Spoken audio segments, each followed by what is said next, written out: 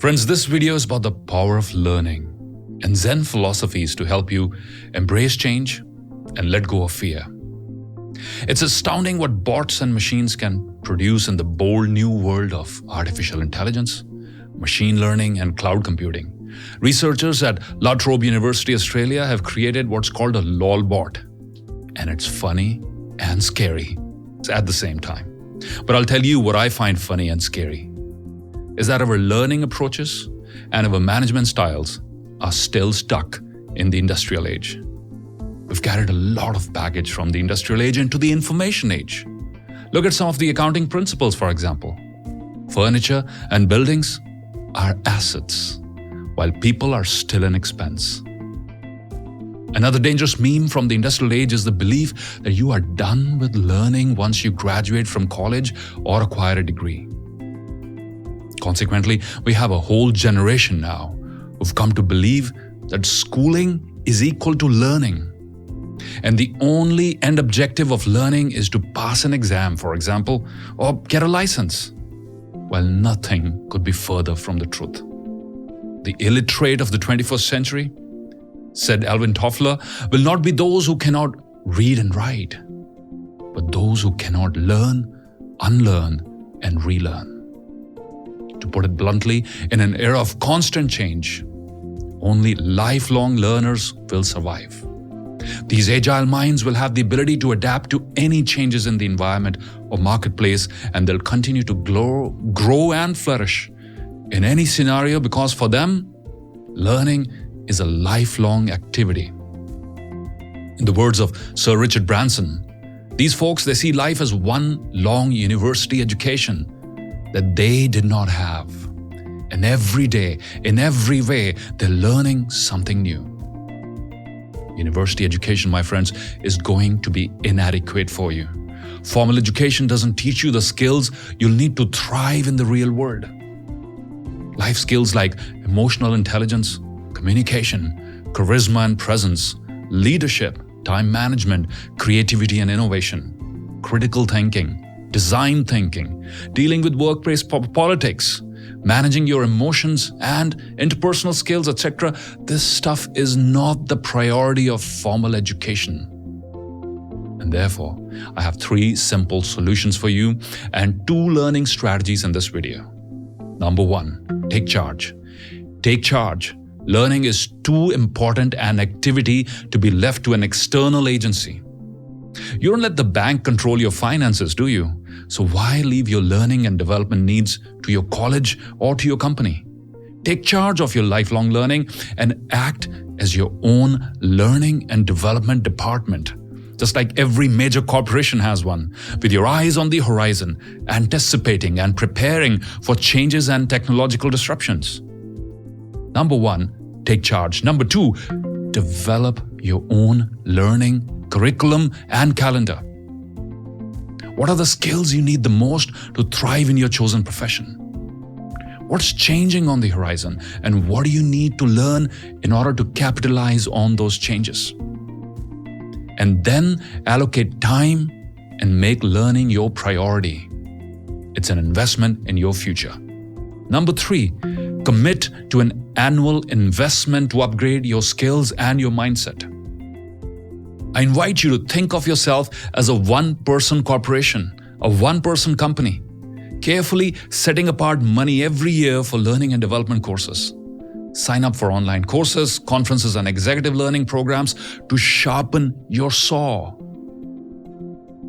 The first learning strategy is from Zen Buddhism and the Japanese martial arts tradition called Shoshin, the beginner's mind. It refers to having an attitude of openness, eagerness, and lack of preconceptions when studying a subject, even when studying an advanced level, just as a beginner would. Imagine the curiosity levels of a child. Young children, they're in awe when they're learning something new. They're like a clean slate. They're like a sponge that soaks it all in. An old story goes, once upon a time there was a Japanese Zen master named Nanin who lived during the Meiji era. During his days as a teacher, he was visited by a certain university professor who was very curious about Zen, but was also full of himself and what he already knew. Being the polite gentleman that he was, Nanan served the professor a cup of tea. And as he poured the professor this cup of tea, his cup became full. But Nanan, he kept on pouring. The professor watched the cup overflow and the tea spill all over. He could no longer contain himself and he said, "Stop, please stop, the cup is full. No more will go in." Nanan, he turned into the professor and said, "Exactly. Just like the cup, you too are full of your own opinions and speculations. How can I show you Zen when you're so full of what you already know, unless you first empty your cup?" Learning strategy number 1, my friends. Learn to empty your cup. Learn to detach from the past. Be humble. Adopt Shoshin, the beginner's mind.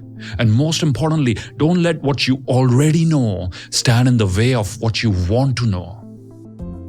Be prepared for a huge leap in an entirely new direction, because innovation, my friends, it's not a linear process. Breakthrough innovations are rarely the outcome of continuous improvement. Professor Oren Harari said it best when he said, "The electric light did not come from the continuous improvement of candles." In The Beginner's Mind, wrote the Zen teacher Shunryu Suzuki, there are many possibilities.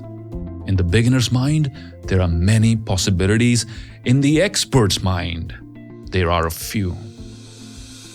I remember it was Feb 2020 when the COVID-19 pandemic started spreading, resulting in lockdowns across the world and bringing the global travel industry on its knees. The events industry was hit especially hard. My professional life was turned upside down. You see, I used to travel and speak at conferences worldwide for a living. But that option was no longer available. Adapting to this new world was the only chance to survive. Charles Darwin quote, which I used very often in all my VUCA keynotes, "It's not the strongest of the species that survives, nor the most intelligent. It is the one that is most adaptable to change." This quote, it made perfect sense right now. For me personally, I was living it firsthand. Putting aside my previous experience, my ego, and my success as a professional speaker for 13 years, I decided to reinvent myself as a virtual keynote speaker. Adopting Shoshin, the beginner's mind, I started learning all about acoustics and sound and professional lighting and HD cameras and streaming software. It was like being my own audio-visual technician. The model that I so dearly loved, it had flipped. It was a steep learning curve. But adopting a beginner's mind helped me thrive in the new world of green screens and virtual stages. My learning is still not complete. It's still a work in progress. And in fact, I pride myself on being a continuous work in progress. I'm in no hurry to get to a finishing point. I'm not even sure if there's one. I enjoy the process so deeply that the results, they pale in comparison. And that brings me to learning strategy number 2. Enjoy the process. Enjoy the process because there's never a set finishing line. Be proud of being a constant work in progress and always keep improving. I'll leave you with another short Zen story as we close this video. A fellow went to a Zen master and said, "Master, if I work very hard, how soon can I be enlightened?" The Zen master looked at him and smiled and said, 10 years. And the fellow said, No, listen, I mean if I work really hard, how long? The Zen master cut him off in between and said, "I'm sorry, I misjudged. 20 years. "Wait," said the young man. "You don't understand, I already..." 30 years, said the Zen master. A man in such a hurry as you are to get results seldom learns anything and seldom learns quickly. True learning, my friends, is detached from outcomes. It doesn't care about exams, grades, or enlightenment. The joy lies deep in the process itself. That, my friends, is the road to mastery.